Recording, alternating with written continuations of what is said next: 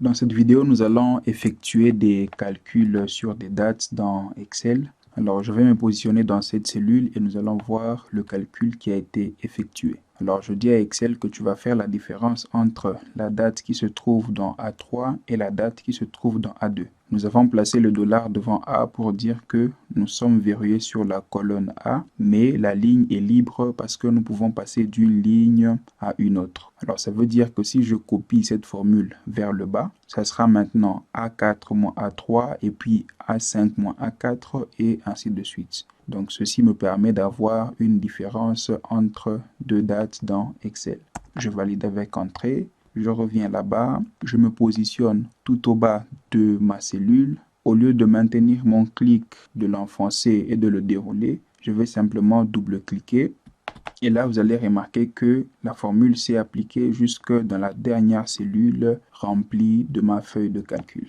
Alors, juste à côté, vous avez une formule qui nous permet de déterminer le nombre de jours ouvrés entre deux dates. Alors, nous allons ensemble analyser la fonction qui nous permet de calculer le nombre de jours ouvrés entre deux dates. Alors, comment se présente la fonction? Je vais écrire NB. Et là, toutes les fonctions qui commencent par NB seront listées. Je vais descendre jusqu'à NB jours. À me dire, renvoie le nombre de jours ouvrés compris entre deux dates. J'appuie sur tabulation. Alors, quelle est ma date de départ? Je vais dire, c'est le 1er janvier 2015. Virgule. Alors, il est très important de voir les paramètres tels qu'ils se suivent et quel est le séparateur entre les paramètres. Quelle est ma date de fin? Je vais dire juin 2015. Alors, vous voyez qu'il y a un paramètre qui est entre crochets, c'est pour dire que c'est un paramètre optionnel. Donc, il n'est pas requis ou il n'est pas obligatoire. Je peux ou ne pas le mettre. Alors, si je le mets, c'est pour dire à Excel que entre ces deux dates que je t'ai définies, il y a des jours fériés que tu vas prendre en considération. Donc, ces jours-là ne seront pas comptés. Alors, je peux mettre virgule et vous voyez que férié s'active. Je peux dire par exemple que ces jours-là sont considérés comme étant des jours fériés. Donc, tu vas faire abstraction de ces jours-là. Je ferme la parenthèse. Je fais CTRL Entrée. Donc, entre cette date-là et cette date de fin, il y a 44 jours ouvrés et on a fait abstraction des jours fériés. Mais maintenant, on va aller un peu plus loin avec jour férié INTL. Alors, nous allons aller un peu plus loin avec NB jours ouvrés avec INTL. Alors, le point INTL qui s'est ajouté, c'est pour dire qu'on va compter le nombre de jours ouvrés en prenant aussi en considération les jours de week-end. Alors, comment va se présenter cette fonction?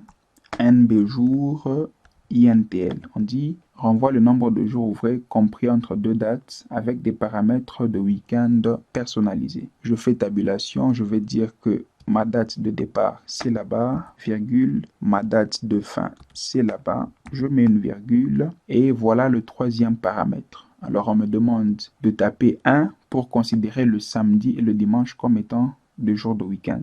Donc, ça veut dire qu'on ne va pas compter non plus samedi et dimanche. Si par exemple j'ai 10 jours et que je précisais que samedi et dimanche sont des jours de week-end, donc des jours de repos, il va me rester 8 jours sur ma plage. Mais si encore dans les 8 jours, il y a 2 jours qui sont fériés, il va pratiquement me rester 6 jours ouvrés. Donc c'est pratiquement le but de la fonction NB jours ouvrés INTL. Pour dire, dans une tranche donnée, calcule-moi le nombre de jours ouvrés en prenant en compte, par exemple, samedi et dimanche comme étant week-end. Alors, si vous dites mardi et mercredi, ça fera que tous les mercredis entre ces deux dates-là seront considérés comme étant des jours de week-end. Donc, on en fera abstraction. Alors, moi, je vais prendre samedi et dimanche comme week-end. Je vais écrire 1.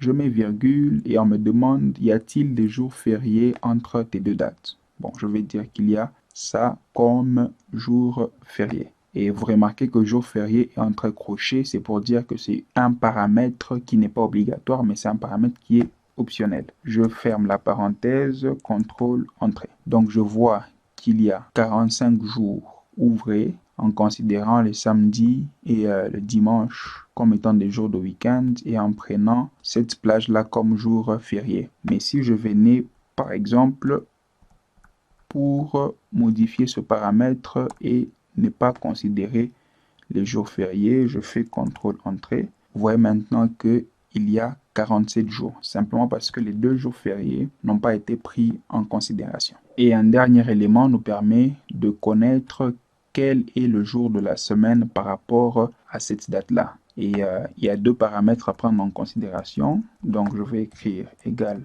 jour sem renvoie un chiffre entre 1 et 7 désignant le jour de la semaine. Alors, je fais tabulation. Alors, le numéro de série, c'est la date juste à côté.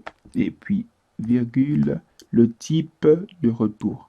Alors ici, si vous prenez 1, c'est pour dire que on va considérer dimanche comme étant le premier jour et samedi comme étant le dernier jour. Donc ça, c'est pratiquement chez les anglophones. Mais si je prends 2, c'est pour dire que lundi est considéré comme étant le premier jour et dimanche comme étant le 7e jour ou le dernier jour de la semaine. Je prends celui-là, 1, je fais tabulation et je ferme ma parenthèse. Je fais CTRL Entrée. Donc, le 1er janvier 2015 était le 4e jour de la semaine en considérant lundi comme étant le premier jour. Donc, ça sera pratiquement jeudi. Alors, ces quelques fonctions vous permettent d'effectuer des calculs sur des dates dans Excel.